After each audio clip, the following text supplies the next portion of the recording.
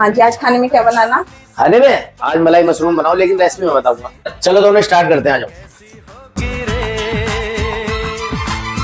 अनदेखी अनजानी सी पगली सी दीवानी सी, जाने वो कैसी होगी रे। ओ चोरी से चुपके चुपके बैठी है दिल में छुपके, जाने वो कैसी होगी रे।